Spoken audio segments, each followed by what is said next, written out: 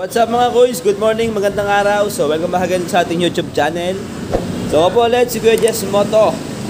So ngayon meron tayong vlog ulit about guide TMX. So shoutout po sa mga naka TMX na Series 1 at Series 2 na hanggang ngayon ay buhay pa ang ating motor. So ngayon po is mag-check tayo ng battery level po ng ating battery fluid level ng ating TMX. Ay! Pasensya na po kayo sa ating motor dahil medyo talagang hindi na ganun kalinisan, napakadumi na. So hindi na po pansinin yan sa mga basher po, hindi na pansinin. So atin lang pong i-check yung ating level tapos mag-add tayo ng tama. So ganyan lang naman kasimple, kalsin nyo yung battery.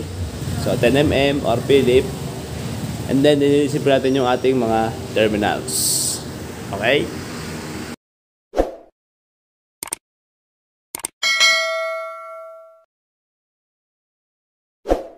So ayun mga boys, kakalsin na natin yung ating battery. So kinalas ko na yung 10mm dito sa kanyang battery guide. So ito yung pinakaharang niya. So tips lang pag magkakalas tayo ng battery mga boys, unahin po natin lagi yung negative probe. So pag natanggal po tayo yung negative probe, mawala na yung body ground niya.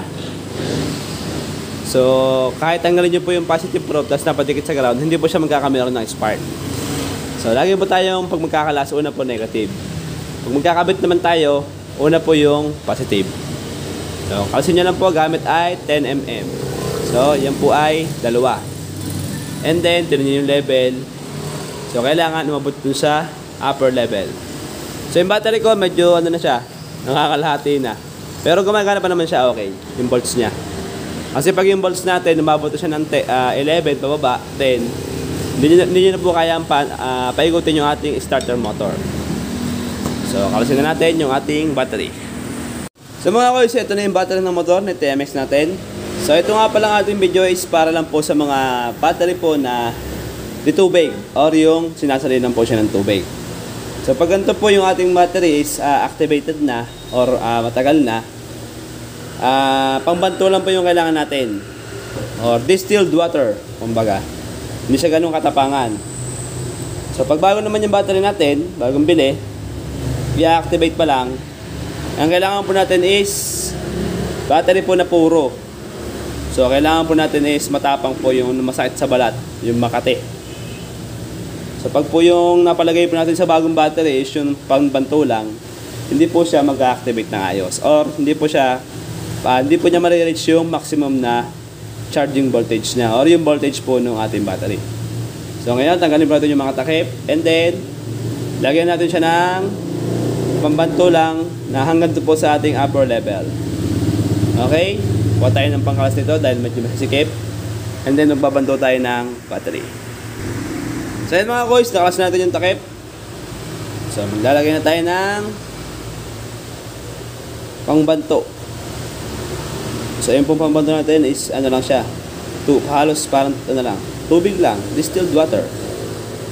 So ito po nakakabili niyan sa mga bilihan po ng battery. Siguro lang to, 20 pesos, 30 pesos.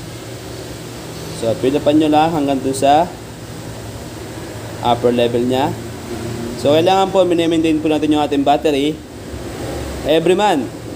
So ito naman po nga yung motor, medyo matagal na. Palibasa, gumagana pa yung mga components, yung mga starter. Hindi ko pa siya chine-check. So ngayon, mas maganda, every month, check nyo. Lalo na yung sa ating mga nag-overcharge. Kasi pag nag-overcharge, may iga yan, may iga yung battery natin. So yun po, meron tayong problema sa regulator natin. So kung mapapansin nyo mga koys, yung ating battery is nakapatong sa kahoy. So isa pang tip, huwag nyo pong ipapatong na matagal sa semento or sa malamig yung ating battery. Kasi pag nasa malamig po na surface yung battery natin is nade-drain po yung kanyang voltage. So kailangan sa paleta o ganito yung kahoy or lagyan nyo ng karton. And then after nyan, malagyan natin hanggang sa upper level nya.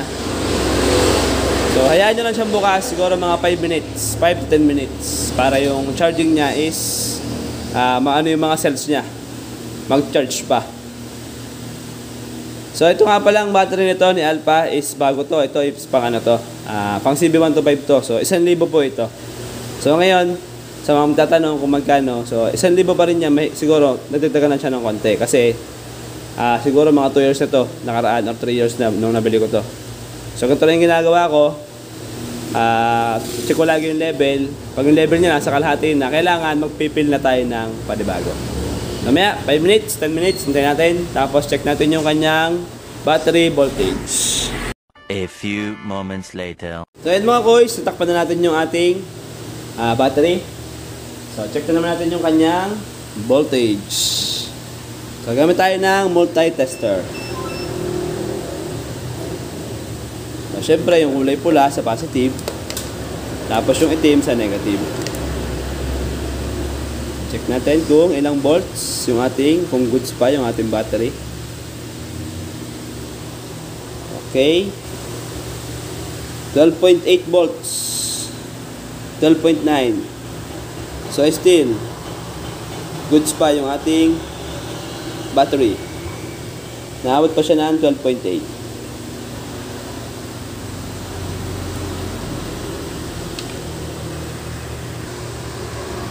So ayan po yung ating battery voltage, 12.89. Goods na goods pa.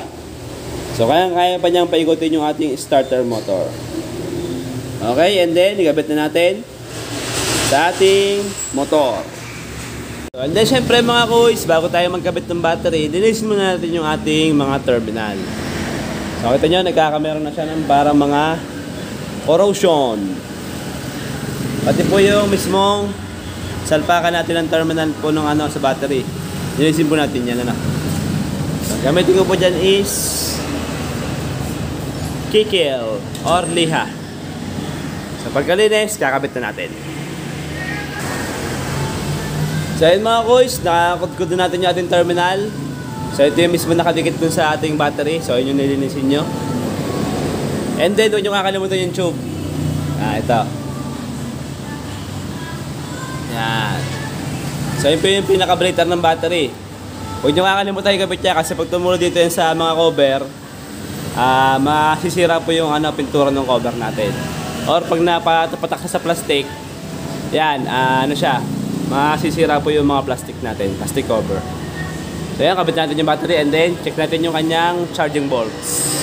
Okay mga boys, try natin. Starter. Okay, goods. Laser. So buhay tayo ng ilaw.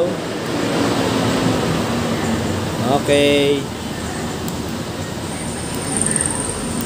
Pass.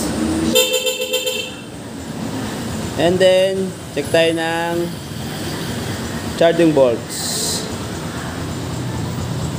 Gamit ang ating multi-tester. Check natin kung ayos yung charging. Kasi pag hindi good yung charging, may igagad yung ating battery pag overcharge. So 13.7 nakaminor.